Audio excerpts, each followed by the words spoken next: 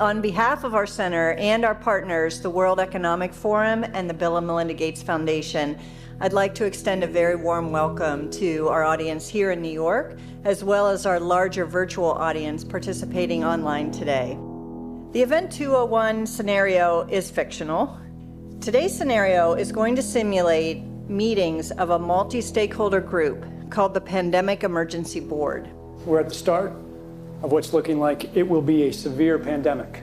And there are problems emerging that can only be solved by global business and governments working together. There's been some conspiracy theories that are around about the potential that pharmaceutical companies or the UN have released this for their own benefit. And maybe this is a time for us to showcase some cases where we are able to bring forward some bad actors and leave it before the courts to decide whether they have actually spread some fake news.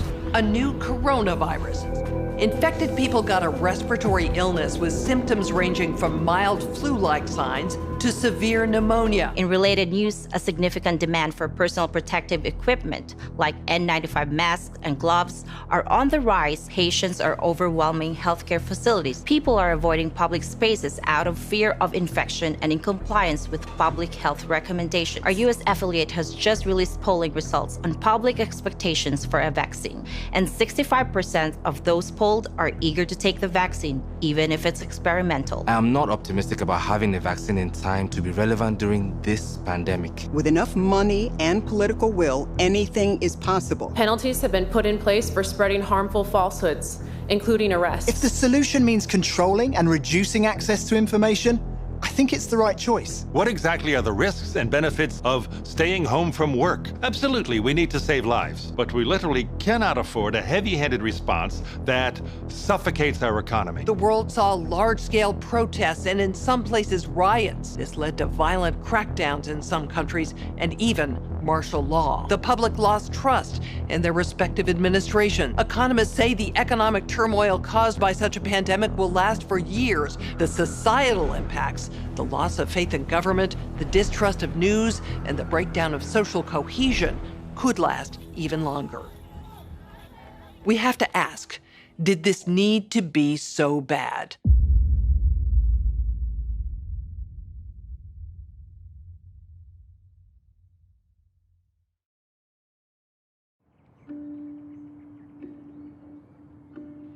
On May 4th, 2020, as part of a documentary series called Plandemic, I released an interview featuring science whistleblower, Dr. Judy Mikovits. The interview received fierce backlash for spreading what the media declared dangerous conspiracy theories. As a father and a veteran media producer, there is no way that I would release harmful information into the world during a moment as vulnerable as now. I had known Dr. Judy for 2 years before filming her interview. I read her book, then thoroughly researched and vetted her story. After interviewing her legal team, former colleagues, and people who have known her for decades, one thing I can say without question is, Judy Mikovits is one of the most honest, caring, and courageous women I've ever known. Why then would the most powerful forces of big tech, politics, media, and medicine go to such extreme measures to silence her voice all over the world? And why did all of the debunkers invest so much ink and airtime defaming Dr. Judy's character while avoiding very real revelations pertaining to patents, conflicts of interest, and the deadly corruption pervading our global health organizations? To get to the bottom of these questions, as well as many others, I've spent the last several weeks interviewing scholars from all over the world, among them top doctors, distinguished scientists, and Nobel laureates. I also sat down with Dr. Judy for a follow-up interview and to give her the opportunity to respond to critics. You can see that full interview on the Plandemic website. While you're there, make sure to dive down the rabbit hole, where you'll find additional videos, documents, and scientific studies that support the claims and perspectives put forth in the Plandemic series. Here are a few highlights from my follow-up interview with Dr. Judy. What do you have to say to the people who have tried to minimize your involvement with HIV by stating that you were at the bottom of the totem pole, 13th author of a 13-member group of scientists? Well, the 13th author is the senior author. So that means they're the most important author. Why did you agree to retract your own XMRV paper? The paper was actually force retracted. I was actually being held in jail. You told me that you had financial offers to remain silent. If you simply say you made a mistake and promise never to say another word, you can keep everything. You'll get all of your grants. You'll get everything back, millions of dollars. You'll get publication and funding. My lawyer said, that's the best offer you're going to get. I said, you don't understand me. I don't need an offer. I've already lost everything. If I thought even one child or one grandma was injured or killed because I didn't do something, that would have ended my life as I know it. There was no money you could ever pay me to get me to cover this up. I will never stop telling the truth.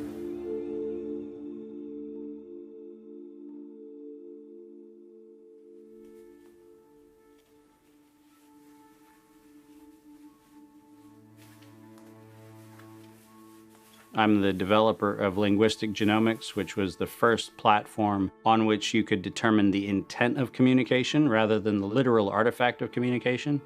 But we've also used that technology for a number of other applications in defense and intelligence and finance, and most notably, in the early 2000s, my company was responsible for bringing down what was, at the time, one of the largest tax frauds in US history. We maintained a series of inquiries into every individual, every organization, and every company that is involved in anything that either blurs the line of biological and chemical weapons or crosses that line in any of 168 countries. In 1999, there were 1 million patents digitized by IBM. And those 1 million patents were the first time human innovation had been put into an electronic digital searchable format.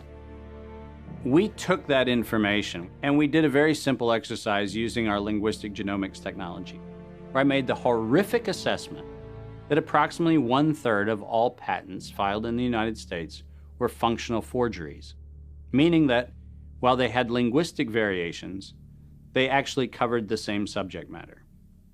In 1999, patents on coronavirus started showing up, and thus began the rabbit trail. March 2003, panic grips Hong Kong as a deadly new virus sweeps through the city. In 2003, the Center for Disease Control saw the possibility of a gold strike, and that was the coronavirus outbreak that happened in Asia. They saw that a virus they knew could be easily manipulated was something that was very valuable, and in 2003 they sought to patent it. And they made sure that they controlled the proprietary rights to the disease, to the virus, and to its detection, and all of the measurement of it. We know that Anthony Fauci, that Ralph Baric, that the Center for Disease Control, and the laundry list of people who wanted to take credit for inventing coronavirus were at the hub of this story.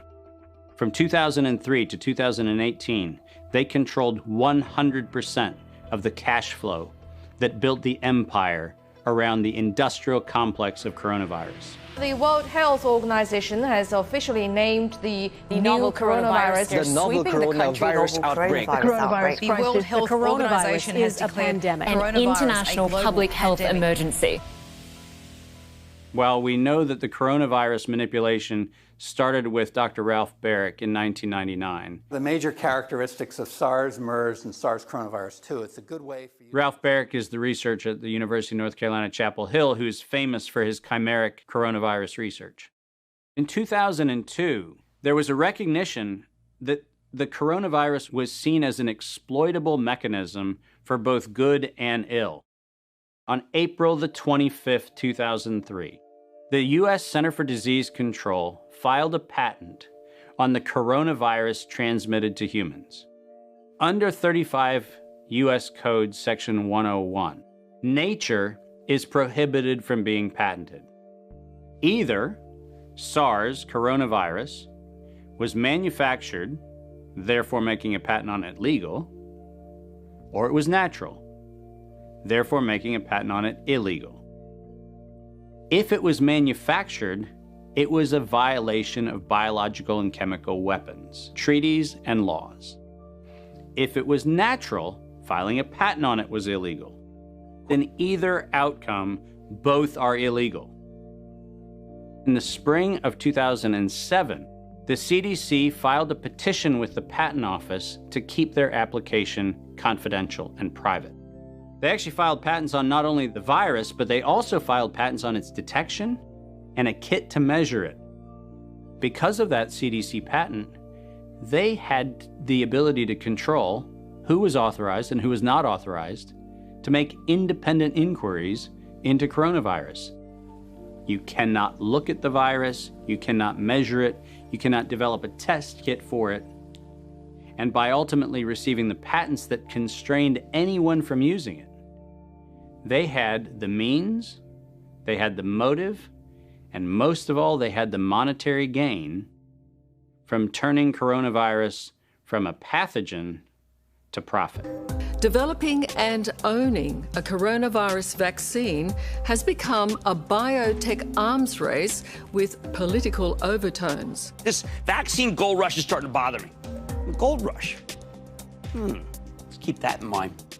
And so somewhere between 2012 and 2013, something happened. The federal funding for research that was feeding into places like Harvard, Emory, University of North Carolina, Chapel Hill, that funding suddenly became impaired by something that happened at the NIH, where the NIH got this little tiny moment of clarity and said, I think something we're doing is wrong. And in 2013, the NIH said, gain-of-function research on coronavirus should be suspended. The National Institutes of Health had a moral and social and potentially legal reason to object to research. But the letters that were sent to the researchers essentially said, you are receiving notice that we're telling you to stop. And now on the bottom of the page, we're going to clarify what stop means. Keep going. But when the heat gets hot in 2014 and 15, what do? You offshore the research. You fund the Wuhan Institute of Virology to do the stuff that sounds like it's getting a little edgy with respect to its morality and legality. But do you do it straight way? No.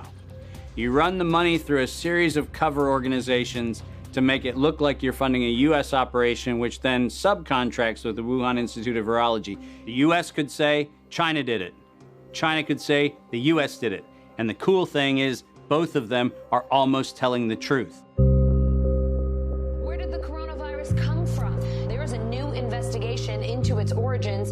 U.S. intelligence officials tell NBC News that they are examining whether the virus accidentally came from a Chinese lab. Chinese officials pushing back against that claim on Thursday, tweeting that it might be the U.S. Army who brought the epidemic to Wuhan.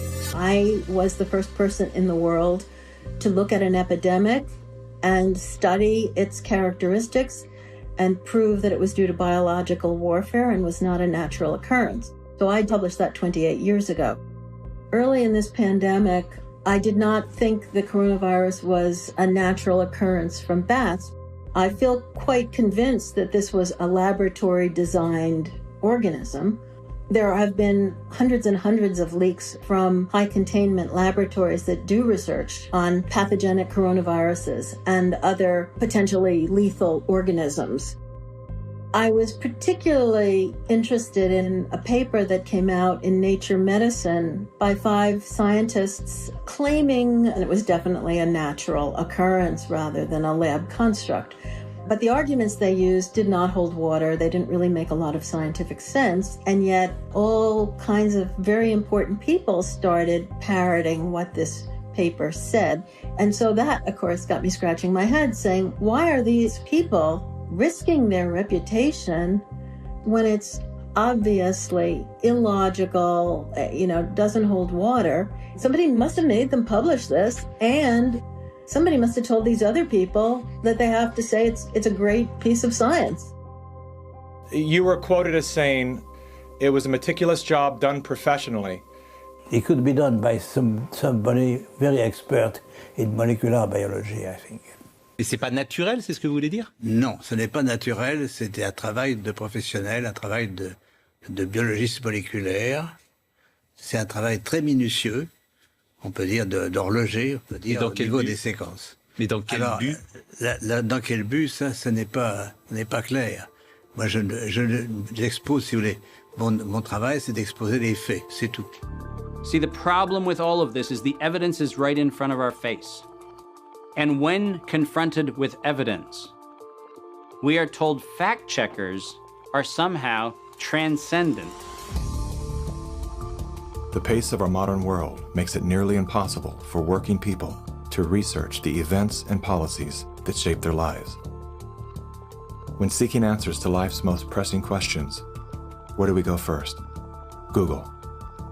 Enter the subject, hit go, and there it is. Only what they want us to see.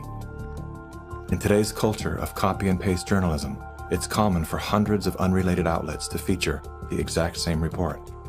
This is not the result of laziness. This is by design. When we see identical headlines across seemingly unrelated platforms, the logical mind concludes, well then, it must be true. The illusion that numerous news sources have arrived at the same conclusion gives us confidence to share the chosen narrative. And just like that, we become the unwitting pushers of propaganda. Search engines are the holy grail for those seeking to control the narrative. Google is already more powerful in terms of its control over people's lives than almost every government on the planet. As the most influential search engine in the world, through its ubiquitous reach, Google has more power to influence U.S. elections than any foreign nation. You testified before this committee. You said in subsequent elections, Google and Facebook and Twitter and big text manipulation could manipulate as many as 15 million votes in a subsequent election? And the methods that they're using are invisible, they're subliminal, they're more powerful than most any effects I've ever seen in the behavioral sciences, and I've been in the behavioral sciences for almost 40 years. The blacklists is something that Google said didn't exist, and they testified that under oath. And nothing but the truth, so help you God. I do. Now, me as an engineer, I just did a search on Google's internal search engine, and guess what I found? It had blacklisted search terms like cancer cures. Why is Google deciding what people can and cannot search for? What was once an efficient tool for navigating the world of information is now a network for global surveillance, data collection, and social engineering. Now let's take a look at a few of the most commonly used fact checkers, beginning with Snopes. The husband and wife duo of David and Barbara Mickelson founded Snopes.com in 1995. They had no journalism background or training whatsoever. They built their fact-checking empire by using Google as their primary verifying source. The Mickelsons divorced in 2015. Barbara sued David for embezzling money that he had allegedly spent on prostitutes, as well as a lavish honeymoon with his new wife, who worked as an escort in Las Vegas before joining the Snopes cast of characters. In 2017, David Mickelson's new business partners filed a lawsuit accusing Mickelson of multiple counts of fraud and embezzlement. Snopes proclaimed to be the internet's go-to source for discerning what is true and what is total nonsense. Yet one glance at their history of fact-free checking tells another story. When Dr. Mikovits claimed she was arrested without a warrant and jailed without a charge, Snopes rated her statement false. Had they bothered to explore the arrest documents, they would have seen that indeed there was neither a warrant nor signatures to officiate a charge, a fact that I confirmed with members of Dr. Mikovits' legal team. Was there a search warrant? No. And was she ever charged? No. Never charged with a crime. 100% correct. Judy has never been charged with any crime. Facebook's fact-checking arm, PolitiFact, is owned by the Poynter Institute, which has received substantial funding from big pharma allies such as Google and the Bill and Melinda Gates Foundation. Like Snopes, PolitiFact has a history of misleading the public. In late January of 2019, PolitiFact, Snopes, and FactCheck.org raced to squash the notion that coronavirus and its treatments were patented. They reviewed only 3 of the 4,452 publicly available patents, which unmistakably show that SARS coronavirus detection and treatment had been widely patented by both the public and private sectors. Facebook's founder pledged to the WHO, saying they would remove false claims and block exploitative ads. They're working with the World Health Organization and with the NHS, so they have a hotline, if you like, from those official sources. Wikipedia is the go-to destination for introductions to people, places, and things. Even the all-knowing Amazon Alexa calls on this digital encyclopedia. Alexa, who is Dr. Judy Mikovits? According to Wikipedia, Judy Ann Mikovits is a former American research scientist who is known for her discredited medical claims. She has been described as an anti-vaccination activist and a promoter of conspiracy theories, and has been accused of scientific misconduct. Wikipedia is supported by the Wikimedia Foundation, a non-profit parent organization with a long history of politically tied funders. Many named, many anonymous. What exactly does a Wikipedia donor receive in exchange for their generosity? What began as an unbiased open-source platform is now weaponized to undermine the work and reputation of anyone deemed a threat to its stakeholders. And once they smear you, they lock you out from making corrections to your own bio. In summary, most independent fact-checkers are neither independent nor factual. Simply put, they are political spin machines. And so what they have done is they've decided that there's an approved narrative. If it is in line with the CDC's public pronouncements, and if it's in line with the World Health Organization public pronouncements, it is presumed to be correct. I don't have to remind many Americans that the Center for Disease Control was the one that said you should use DDT in your homes. Used right, it is absolutely harmless to humans and animals. Remember the name, DDT. It spells certain death. A scientific panel today reported that pesticides may indeed represent a grave threat to mankind. Remember the swine flu scare of 1976? That was the year the U.S. government told us all that swine flu could turn out to be a killer, and Washington decided that every man, woman, and child in the nation should get a shot to prevent a nationwide outbreak, a pandemic. Well, 46 million of us obediently took the shot. Did anyone ever come to you and say, there's the possibility of neurological damage if you get into a mass immunization program? No. No one ever did? No. I can't believe that they would say that they did not know that there were neurological illnesses associated with influenza vaccination. That simply is not true. We did know that. Then he's lying. I guess you would have to make that assumption. Then why does this report from your own agency list neurological complications as a possibility? You didn't feel it was necessary to tell the American people that information. Dr. Sensor's CDC also helped create the advertising to get the public to take the shot. The vaccines are safe, so roll up your sleeve. And now Americans are claiming damages from Uncle Sam amounting to $3.5 billion. By far the greatest number of the claims, 2/3 of them, are for neurological damage or even death.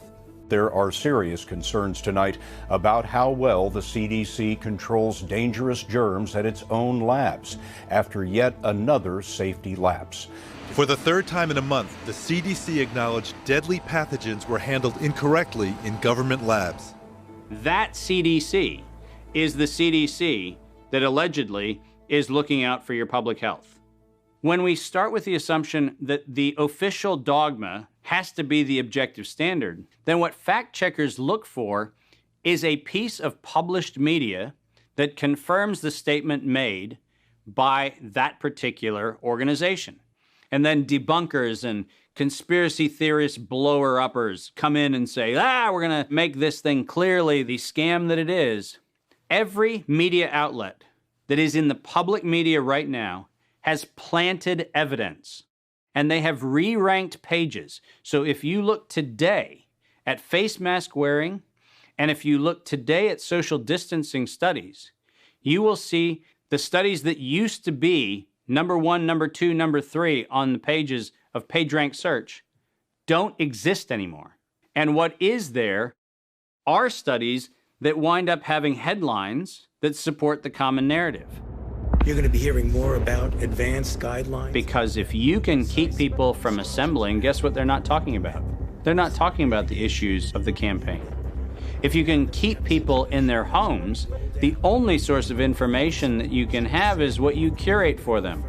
Now I know how to target my electorate.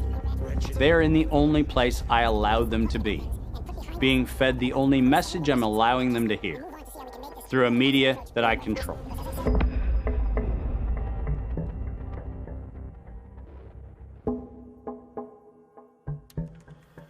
Since the invention of the printing press, there's been a battle to control disseminated information. In the early 1900s, oil tycoon John D. Rockefeller took control of every newspaper and news editor of his era. He became America's first billionaire, paving the way for the power-hungry ever since. Thus began the gold rush for the modern world's most precious resource, the narrative.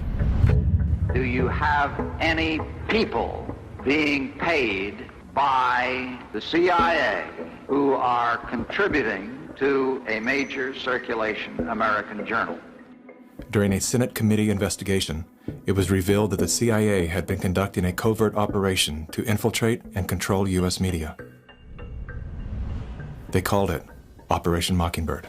We do have people who submit pieces to American journals. Do you have any people paid by the CIA who are working for television networks?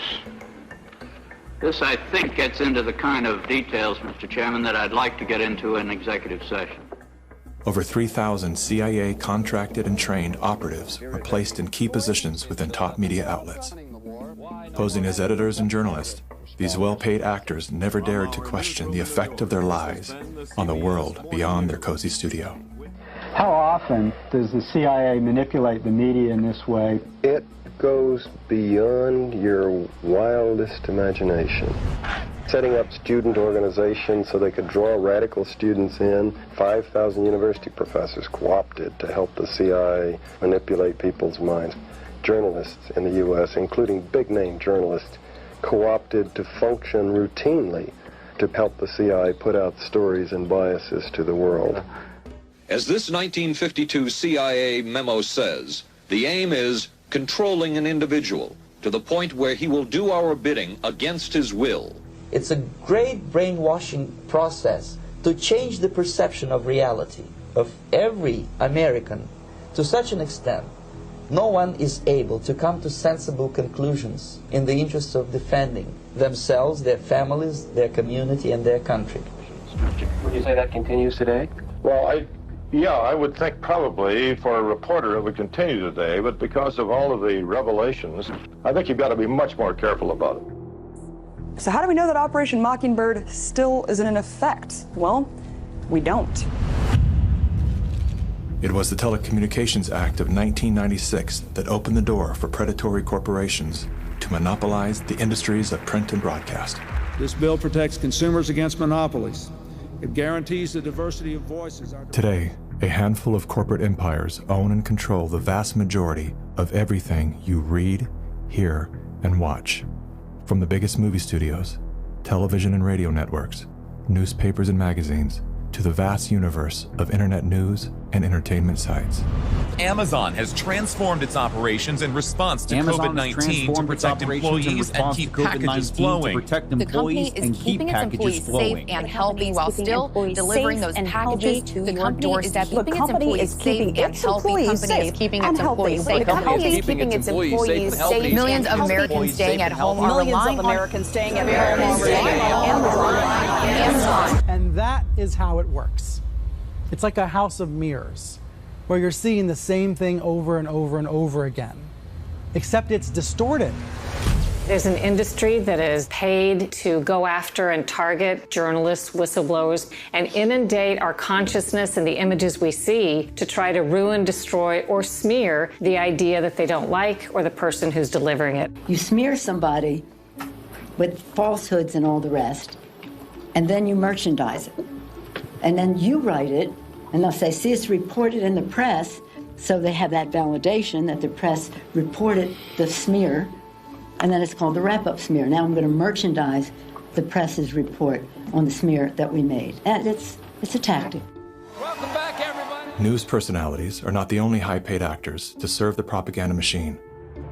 Most late-night talk shows are owned by the same corporate overlords and thus follow the same script, only laced with a laugh.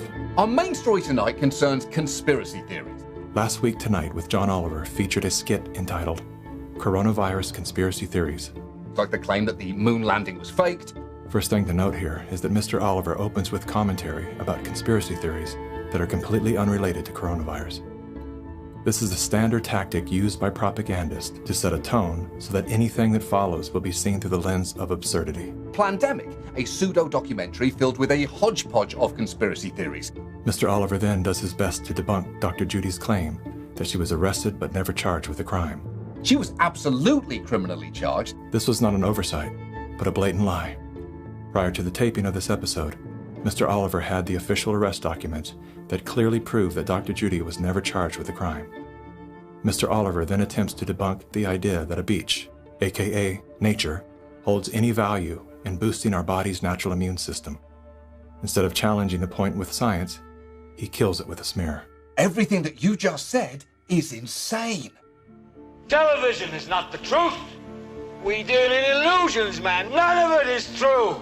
But you people sit there day after day, night after night, all ages, colors, creeds. We're all you know. You're beginning to believe the illusions we're spinning here. You're beginning to think that the tube is reality and that your own lives are unreal. This is mass madness, you maniacs. In God's name, you people are the real thing. We are the illusion. So turn off your television sets. Turn them off now. Turn them off right now. Turn them off and leave them off. Turn them off right in the middle of the sentence I'm speaking to you now. Turn them off. In 1979, the world decided that we needed the Bayh-Dole Act because we needed to reform our patent system. And one of the modifications was we allowed recipients of federal funding to patent and retain economic interest in the research that the public paid for. You get a $5 million grant from the taxpayer, and then you get to charge the taxpayer a premium for the technology they paid to develop. Pfizer's going to get nearly $2 billion. Moderna receiving $438 million in taxpayer money. And yet both companies have said they will not sell the vaccine at cost. They're going to make a profit on it. Should pharmaceutical companies profit off this vaccine research that taxpayers have helped fund? And the Bayh-Dole Act failed the American people because rather than standing on the shoulders of giants, we now kneel at the feet of greed. My systems flagged anomalies when I started seeing nonprofits and corporates and cover financing for coronavirus programs in the late summer and fall of 2019. Our first red flag came out when we read the World at Risk scenario. Now, there is an organization called the Global Monitoring Preparedness Board. This organization is a part of the World Health Organization, and this board includes Dr. Elias from the Gates Foundation and Anthony Fauci from NIAID. These two individuals, plus the director of the Center for Disease Control in China, come out with a recommendation that says that by September 2020, 2 global pandemic preparedness exercises have to be completed. And one of them has to be done on the release of a respiratory pathogen. That then gave rise to an October event, Event 201. On behalf of our partners in the Bill and Melinda Gates Foundation. Event 201 took place 5 months before COVID-19 was declared a pandemic. The participants of the event are some of the same people that are now deeply involved in the real pandemic and profiting from it as well. Event 201 was a scripted, multi-camera, live event that was broadcast globally via the internet. An event of this complexity and magnitude would take months to write, prep, and produce, placing the conception date at least 1 year prior to the actual pandemic There is no question that there will be a surprise outbreak. Anthony Fauci knew as early as January of 2017 that we would see an outbreak before the end of 2020. Even Bill Gates, a man with no medical training, knew it was coming. If we start now, we can be ready for the next epidemic. Every single thing that you have seen play out in front of your eyes, all of them laid out in their tabletop exercise, which, by the way, fact checkers have said has nothing to do with the coronavirus outbreak. Just happenstance. This is that wonderful universe of improbabilities where events just co-emerge and then nature conveniently backs itself into our architecture. That's the scenario we're supposed to accept. Brilliant. Some countries have banned travel from the worst affected areas. The president has made a decision to suspend all travel to the United Kingdom and Ireland. Dis and misinformation circulating over the internet. Across the world, misinformation about the virus is being shared online. A significant demand for N95 masks and gloves are on the rise. The demand for N95 masks to prevent the deadly airborne virus has surged. We could eventually have 52 million treatment courses per year, but it will take many months to get there. We're still many months out from having something that we can really deploy to the public. And 65% of those polled are eager to take the vaccine, even if it's experimental. A new poll finds that 49% of Americans say they would get a COVID-19 vaccine should an effective one be discovered. I'm curious, who wrote the Event 201 script? If the visionaries of the event knew at least 1 year in advance what was needed, why didn't they take care of those things? Considering that Bill Gates has donated half of his fortune to make the world safer, why didn't he help to better prepare our hospitals and frontline workers? Why didn't any of the event's wealthy sponsors do something?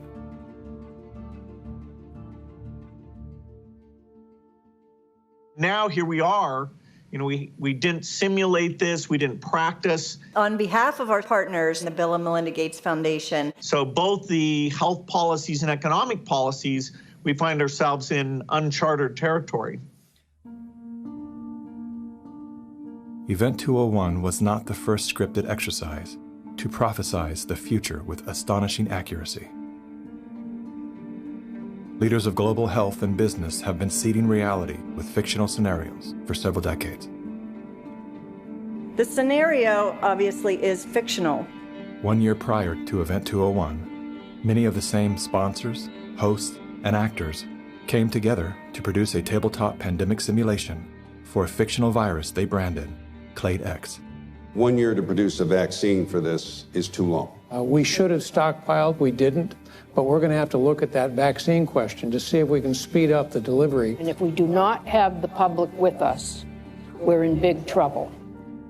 In 2010, the Rockefeller Foundation released a 54-page document called Scenarios for the Future of Technology and International Development. Page 18 features the pandemic scenario, Lockstep, a world of tighter top-down government control and authoritarian leadership, with limited innovation and growing citizen pushback. China's government was not the only one that took extreme measures to protect its citizens from risk and exposure. During the pandemic, national leaders around the world flexed their authority and imposed airtight rules and restrictions, from the mandatory wearing of face masks to body temperature checks at the entries to communal spaces like train stations and supermarkets. Even after the pandemic faded, this more authoritarian control and oversight of citizens and their activities stuck and even intensified. We are living in a time where leadership, unfortunately, is compromised. And by that I mean that individuals are placed in power for their ability to be influenced, not their merits of leadership. Nothing could be clearer than the leadership of the World Health Organization. The World Health Organization is the institution granted exclusive power to guide and protect the health and wellness of humanity. The WHO is sustained by private donations, the bulk of which are made by pharmaceutical and biotech corporations who have a vested financial interest in the organization's support. In 2017, the Associated Press reported that the WHO routinely spends about $200 million a year on travel expenses, more than what it spends to fight some of the biggest problems in public health, including AIDS, tuberculosis, and malaria combined. The WHO's repeated issuing of inaccurate and bad advice is not merely the result of incompetence, but rather the direct result of the Communist Party of China deliberately buying out WHO's leadership. On the nomination of the Executive Board, appoints Dr. Tedros Adhanom Ghebreyesus as Director General of the World Health Organization. Tedros Ghebreyesus is the World Health Organization's first Director General that isn't a medical doctor. No Tedros for WHO! No Tedros for WHO! The appointment to the organization's highest position was controversial, given that in his previous role as Ethiopia's health minister, Tedros was accused of covering up 3 major health epidemics. Tedros is no stranger to controversy. As a former Minister of Health in Ethiopia, he has been accused of an alleged cover-up of 3 possible cholera epidemics. Prior to his appointment, Tedros was a high-ranking member of the Tigray People's Liberation Front, a brutal and corrupt political group responsible for crimes against humanity, including bombings, kidnappings, tortures, and killings. How does a man with such a controversial past score the top position at the world's most influential health organization? I have known Bill and Melinda for many, many years now. While serving as Ethiopia's health minister, Tedros became intimately intertwined with both the Gates Foundation and the Clinton Foundation. The health minister of Ethiopia, one of the ablest public servants I ever worked with. With the backing of the 2 most powerful foundations on earth and the full support of the Communist Party of China, Tedros was a shoo-in.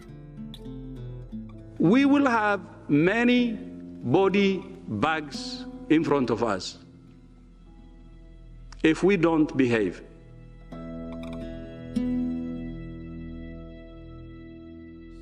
You cannot find a person promoting this scenario that's not part of the interlocking directorates of the World Health Organization, the CDC, the NIAID, or the organizations that are the philanthropic cover organizations that fund them.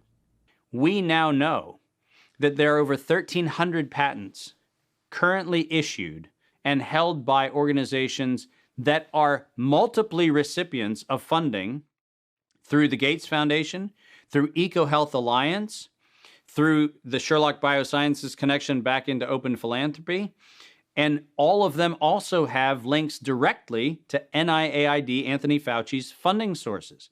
If you have conflicts of interest in the funding and in the decision-making and in the inside knowledge that you have between competing or competitor organizations, that is a violation of the antitrust laws of the United States. These are federal crimes. If you had the power to immediately fix whatever's wrong with our current medical system, where would you start? Conflicts of interest. About 40 or 50 years ago, pharmaceutical CEOs actually went to jail if they knowingly sold a bad product and concealed information about the problems with that product. Since then, all they have done is paid fines. And so selling a product and concealing information about it is okay because paying the fine is considered the cost of doing business. How did the pharmaceutical industry come to capture the rest of the medical industry? And it's because they had so much money to bribe the NIH, the CDC, the FDA, the professional associations, the journals, the medical schools, and everyone else. Around the same time that John D. Rockefeller seized U.S. media, he also hijacked U.S. medicine. When it was discovered that drugs could be produced from petroleum, America's top oil mogul ordered his army of propagandists to invert reality accordingly. Medicines used for thousands of years were suddenly classified as alternative, while the new, petroleum-based, highly addictive, and patentable drugs were declared the gold standard. After buying the German pharmaceutical company that manufactured chemicals of war for Adolf Hitler, Rockefeller leveraged his political influence by pressing Congress to declare natural healing modalities unscientific quackery. Rockefeller then took control of the American Medical Association and began offering massive grants to top medical schools under the mandate that only his approved curriculum be taught. Any mention of the healing powers of herbs, plants, and diet was erased from most medical textbooks. Doctors and professors who objected to Rockefeller's plan were crucified by the media, removed from the AMA, and stripped of their license to teach and practice medicine. Those who dared to speak out were arrested and jailed. When evidence began to emerge that petroleum-based medicines were causing cancer, Mr. Rockefeller founded the American Cancer Society, through which he suppressed that information. John D. Rockefeller is duly credited as the founder of the pharmaceutical industry, and the reason that medical error is currently the third leading cause of death in America. This is not an indictment against doctors. More than anyone, they are under the stranglehold of the single largest lobbying power in Washington. Every year, the pharmaceutical industry spends at least twice the amount as big oil to influence laws, policies, and public perception. Thanks to Mr. Rockefeller, the architect of American monopolies, no industry has more power over our lives than Big Pharma. Part of the problem, and this, by the way, goes back to the 1980s with Microsoft, is Bill Gates found out that it was very difficult to manufacture a way to navigate through the patent universe, saying that it's Microsoft holding the patents. And he became the architect of a very cunning program of putting patents in holding companies that didn't have anything to do with the name of the organization. According to legend, young Bill Gates built his computer empire out of his garage. Reality tells another story, that Bill Gates was born into wealth and privilege. Both his grandfather and great-grandfather were banking moguls. His father, William Gates Sr., was a prominent Seattle-based lawyer and political lobbyist. Through his father, Bill Gates learned the ins and outs of law and politics and how to manipulate those governing forces. I'm Bill Gates, chairman of Microsoft. Bill Gates dropped out of college to start Microsoft. He is credited with inventing the operating system that became Windows. However, he played no part in the invention of Windows. The fact is, he bought an existing operating system from Seattle Computer Products, had it modified, then licensed it to IBM. That didn't stop him from taking all the credit. I don't see Bill Gates as this great creative person. I see him as an opportunist. While Microsoft's co-founder Paul Allen was struggling with cancer, Bill Gates seized the opportunity by attempting to cheat him out of his share of the company's fortune. They were basically talking about how they were planning to dilute my share down to almost nothing. And it was really a shocking and disheartening moment for me. And you were sick? Well, I think I was still probably in the middle of radiation therapy.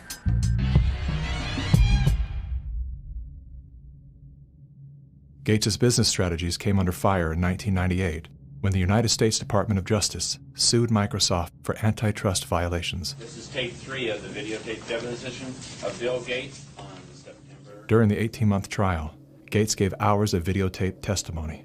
What were the non-Microsoft browsers that you were concerned about in January of 1996? That month. Yes, sir. And what about it? What non-Microsoft browsers were you concerned about in January of 1996? I don't know what you mean concerned. What is it about the word concerned that you don't understand?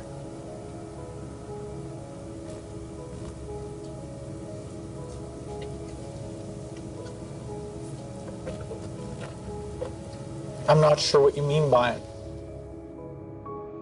The Justice Department has charged Microsoft with engaging in anti-competitive and exclusionary practices designed to maintain its monopoly in personal computer operating systems. In a move to overshadow the negative press, Gates invested $100 million to set up the Bill and Melinda Gates Foundation.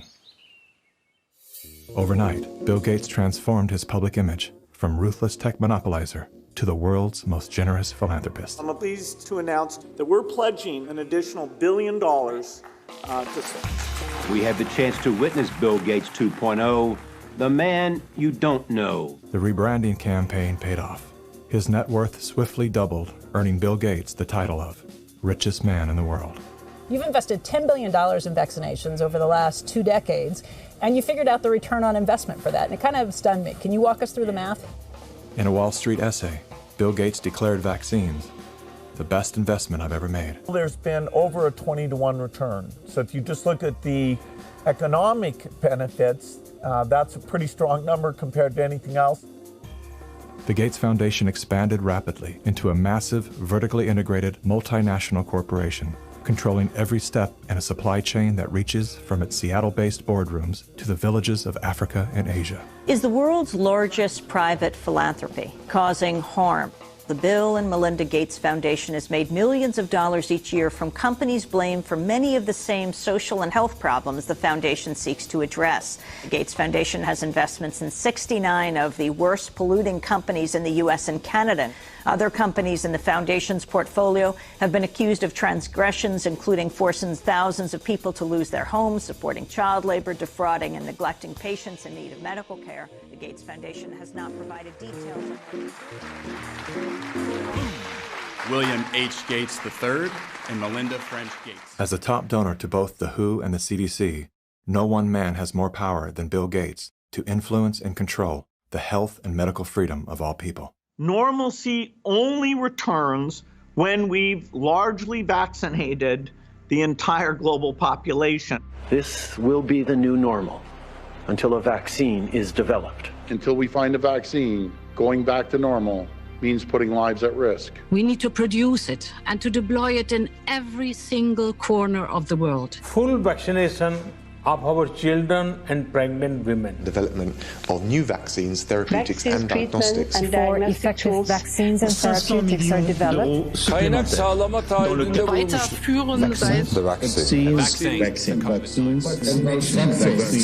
We've already bought the syringes. We already know where it's going to happen. We're thinking about what that's going to be. It's all part of this plan. Our military is now being mobilized, so at the end of the year, we're going to be able to give it to a lot of people very, very rapidly.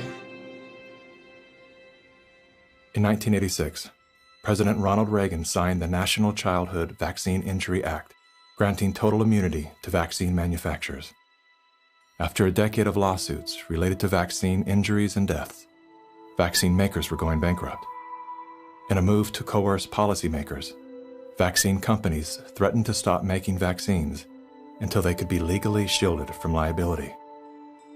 To this day, when someone is injured or killed as the result of an adverse reaction, it is the U.S. taxpayers that pay for the damages.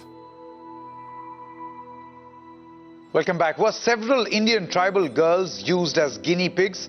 The report alleges that 2 American pharma giants' untested vaccine was administered to thousands of tribal girls without proper study and paperwork.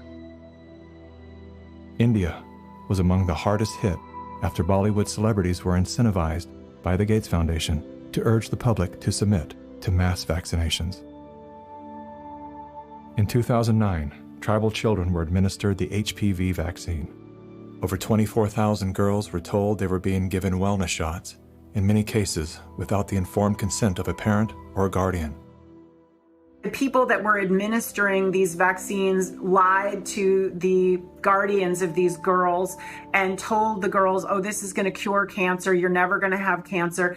And these girls became severely injured. Some of them developed seizures, some of them developed cancer, and 7 girls died. And there was no insurance, there was no assistance for them. And the Gates Foundation denied that it had been clinical trials. And it was so bad that the parliament in India created a task force, they studied it, and they kicked out the Gates Foundation.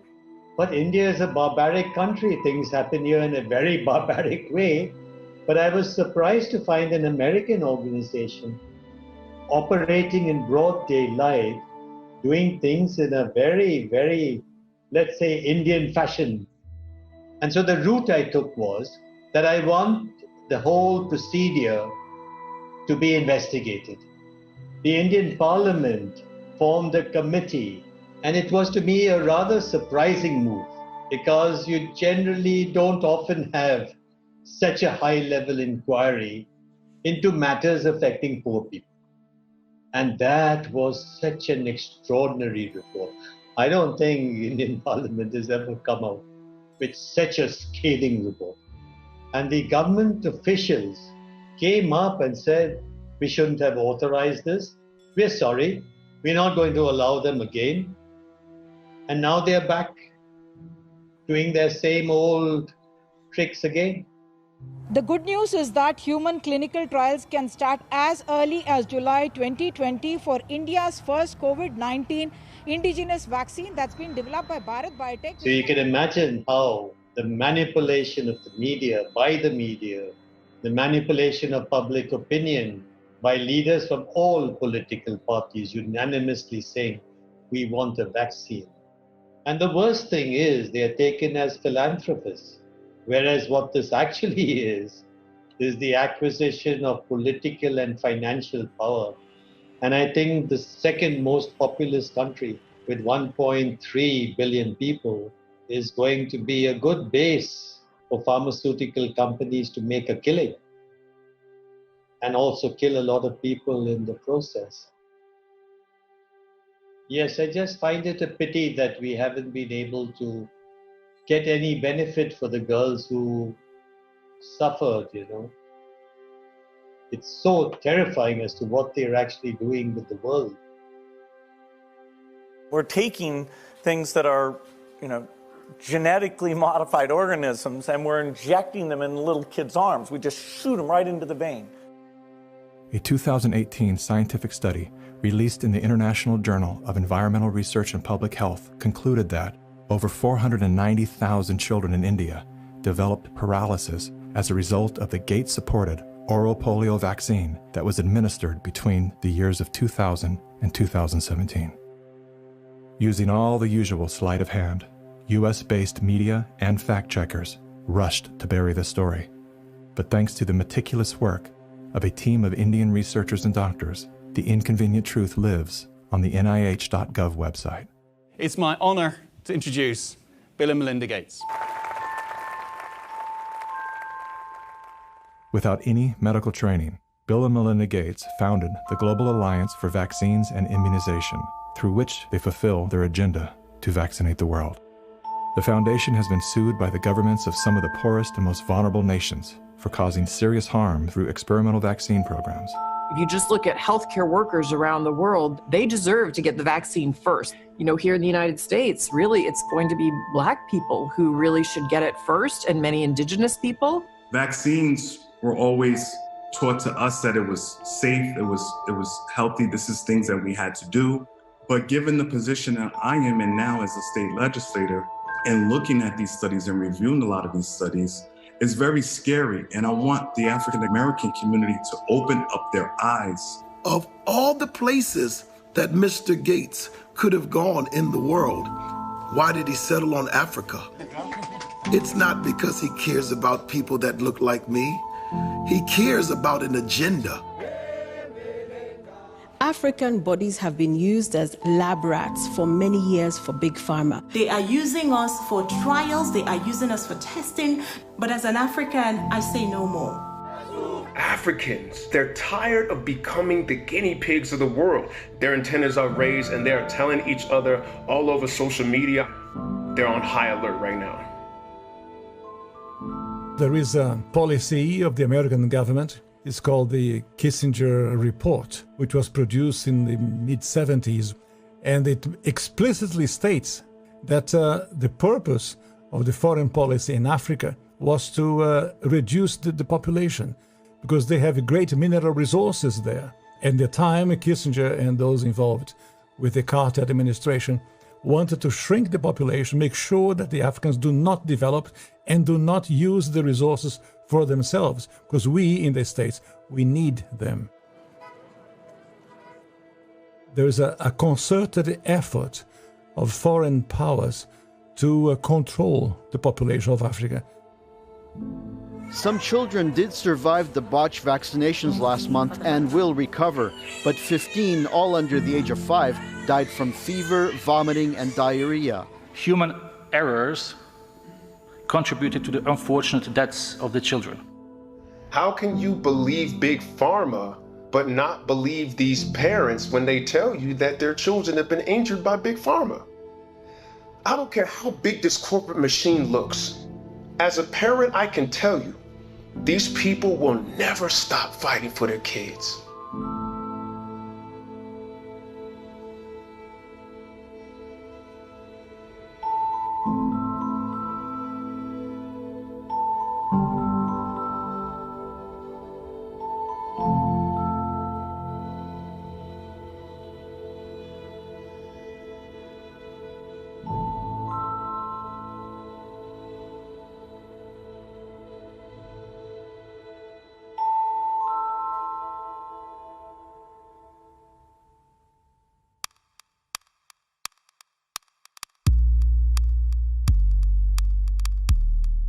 It would take hours to list all of the questionable initiatives that Bill Gates is involved in.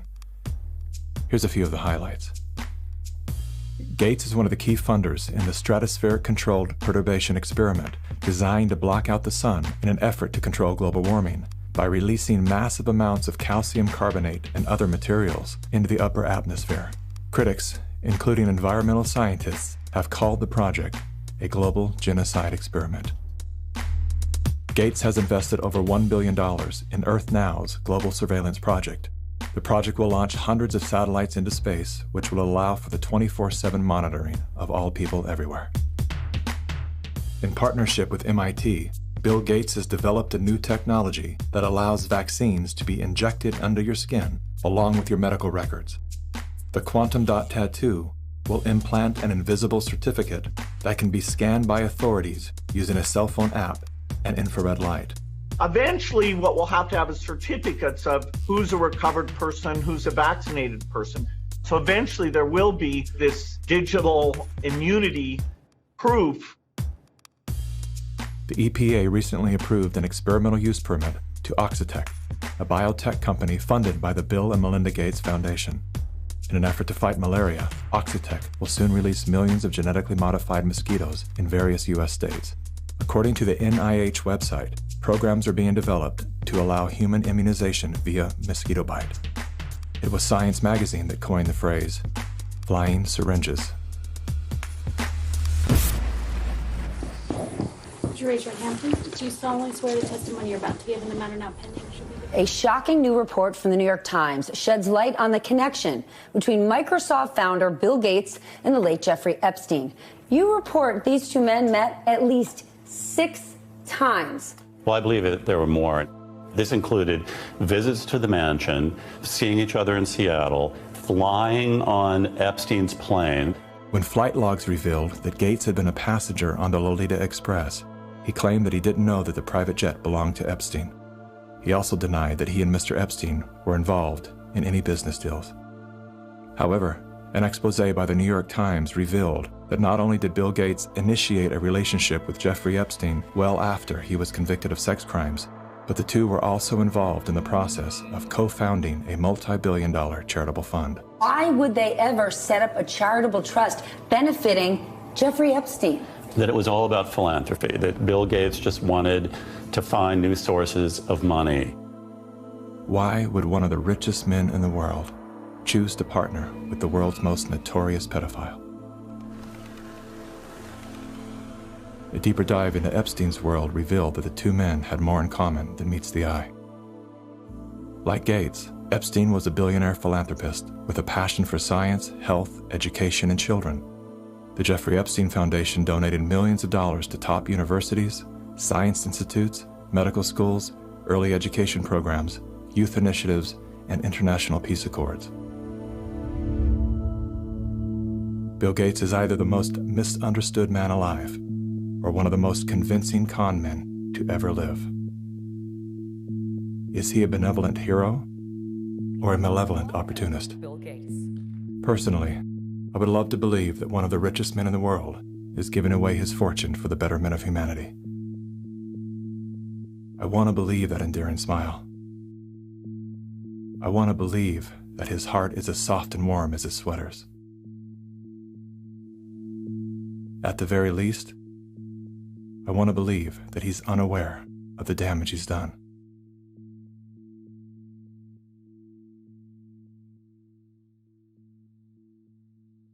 I'm happy to announce that we've discovered a vaccine. We no longer have to live in fear. Everyone can get back to their normal lives. It's the great hope galvanizing the world. A vaccine for COVID-19. But are we being sold a lie?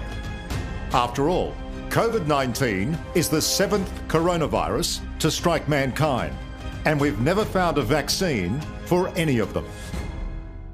The shortest time anybody's ever found a vaccine against any disease that I'm familiar with is about 7 years. The average time is 20. To be talking about a magic bullet coming in months, it borders on the absurd. People like myself and Tony Fauci are saying 18 months. A year to a year and a half. If everything went perfectly, we could do slightly better than that. But there will be a trade-off. We'll have less safety testing than we typically would have. And so governments will have to decide, do they indemnify the companies and really say, let's go out with this? Something that people should know about COVID-19 vaccines is they fall today under the PrEP Act, which came into being after 9/11 and after an anthrax scare. And this law gives virtually blanket liability protection. It's basically impossible to get any kind of compensation if you're injured. So people need to understand that if you take COVID-19 vaccines, you are absolutely on your own. If you're permanently injured, if you lose your job, if your healthcare expenses go through the roof, tough luck.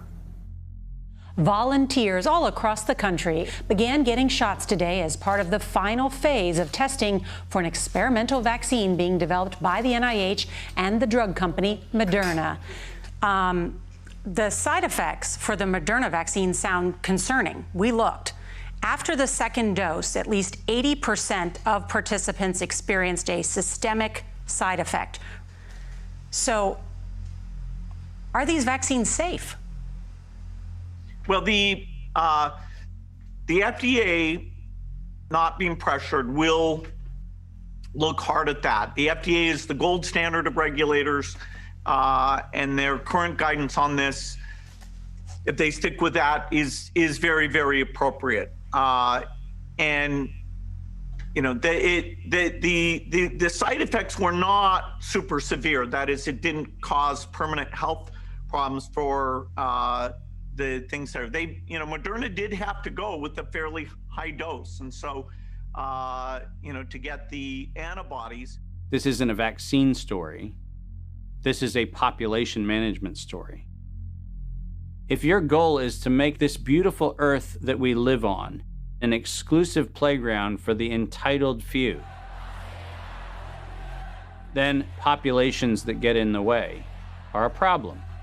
And it is the empirical impulses of individuals who have decided that by outranking the rest of humanity, they can dictate upon humanity the conditions of their existence.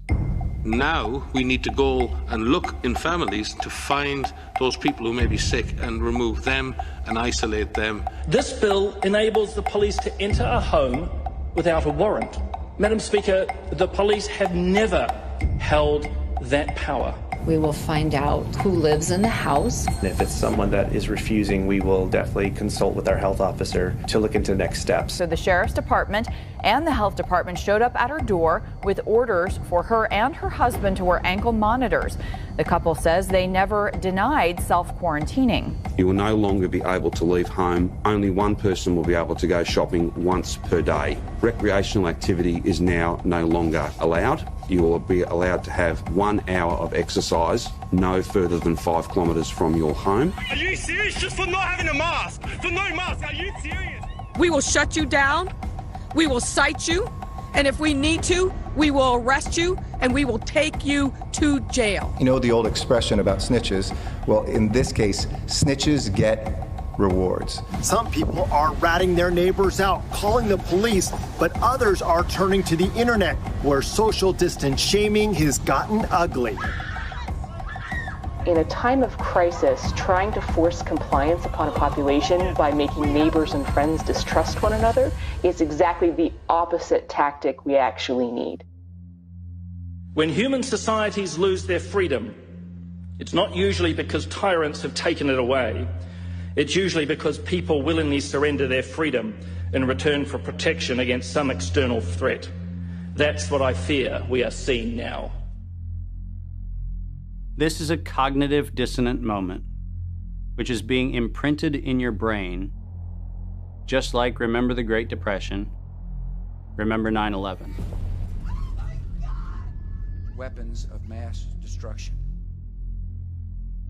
We are being conditioned to have the excuse for unbelievable acts of tyranny, which will be justified by remember 2020. And your loved ones, those that die, those that are infected, they're being used as cannon fodder, which is the ultimate desecration of their honor and integrity. And this is also a test of humanity, to see how much of our liberty we will let go before we finally draw the line under enough. Benjamin Rush, a signer of the Declaration of Independence, stated, "Unless we put medical freedom into the Constitution, the time will come when medicine will organize into an undercover dictatorship to restrict the art of healing to one class of men and deny equal privileges to others. That time is now." Well, this won't be the last pandemic that we face. So we, we'll have to prepare for the next one. That, I'd say is, will get attention this time. Mm-hmm.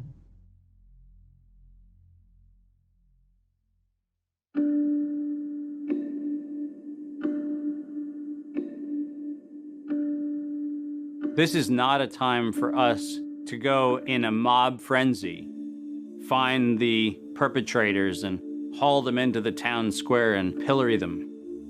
This is a moment for us to recognize that every decision that is being made today by any of the conspiring parties made perfect sense in each increment when each one of those decisions was made.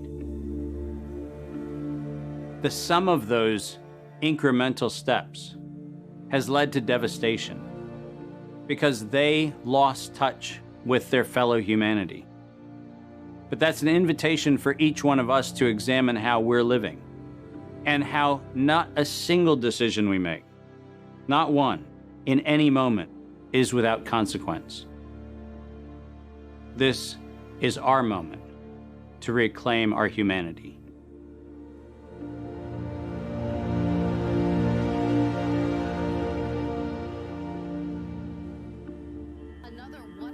Our lives are shaped and guided by stories. The stories we're told become the stories we tell. The more we hear them, the more we believe them. When used as a tool, they help us to better understand who we are, where we came from, and where we're going. When used as a weapon, they can be deadly. One of the most dangerous stories we've been told is the one that goes something like this. Humanity is a failed experiment. We are parasites, a cancer, a virus. Human beings are a disease. It is a myth that permeates our movies, our music, our media, and our minds. As they say, repeat a lie often enough, it becomes truth.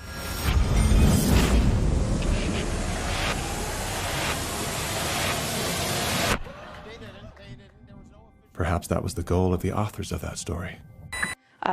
We feel too afraid to have kids because we feel that we're heading towards civilization breakdown as a result of Fear shuts down the part of our brain designed to solve problems.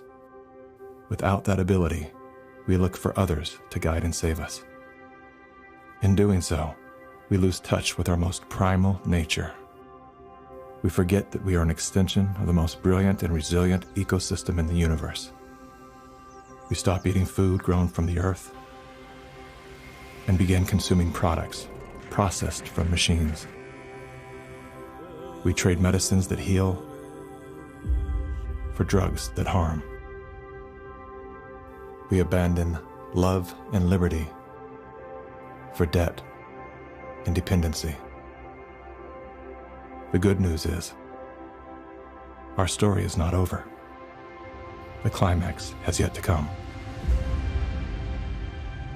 That moment when the hero rises from defeat, summoning a force they forgot they had.